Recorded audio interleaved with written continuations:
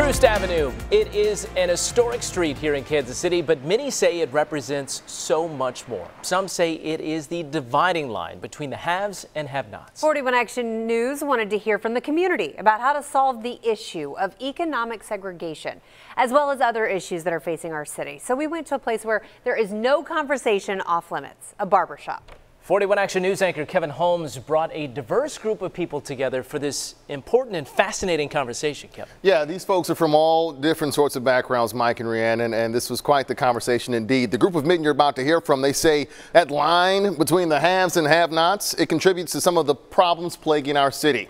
A recent study showed Kansas City is one of the most segregated cities in the country. The issues aren't necessarily black and white, but more so in green. By show of hands, how many people in this room have either been profiled and or been a victim of crime, whether it's Kansas City or anywhere else? Just by show of hands. Just about every hand in the room goes up, and no one in this room is surprised. We're still getting pulled over at an alarming rate. Black men are still thought to be dangerous. I was riding down by East High School on Van Brunt. He thought I was selling crack. Like, he straight up said, where's the crack at? It's profoundly saddening to see that in 2018, we're still discussing discrimination. But when you look at Ferguson and when you look at the, what is that, travel advisory, I'm saying, man, they only do this in Mexico and Colombia with the drug cartels and other parts of the country. That's where you get your advisory from traveling. And I never knew that Missouri put one out, the NAACP. As friendly as it is, it's still very segregated. Racially and in terms of wealth. In 2017, the Urban Institute released its list of most economically segregated cities in the U.S. Kansas City was 5th. According to the report, people considered poor have less access to good schools, housing, jobs, and just basic services than those with larger incomes. You put that on top of what I just mentioned of a mother trying to make sure the lights are on, make sure the gas are on, make sure there's food, on the table every day for my brothers and I.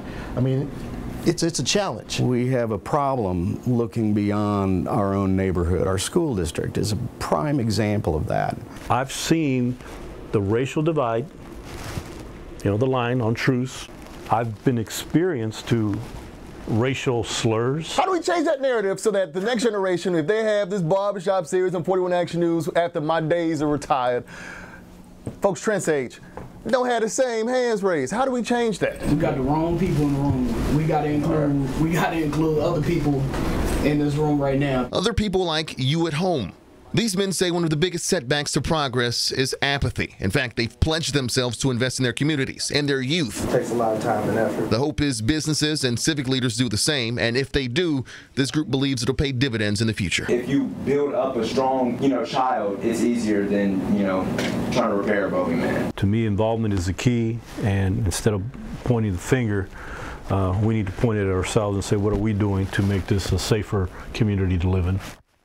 What are we doing to make this a safer community? That is the question for everyone here, everyone watching at home. And by the way, that was an hour and 20 minutes, so we had to condense it to 2.5. So to watch the entire conversation, it's on our website, kshb.com. We put up some pretty good details right there. And please share your thoughts on how to build toward a better Kansas City. Tweet me, send me a Facebook message if you can.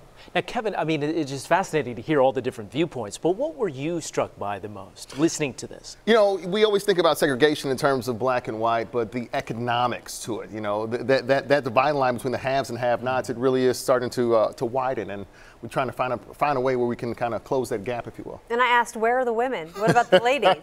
And you said that it's coming. You're going to talk to women. It's coming. The goal right now is, so we had the all men, we're going to have all women, and we're going to try to expand this even more. Maybe have something afterwards where we have a discussion with young teens even about some of the issues, because from different perspectives come different solutions. So absolutely, that's the goal. Great idea, Kevin. Thanks. Thank you for that story.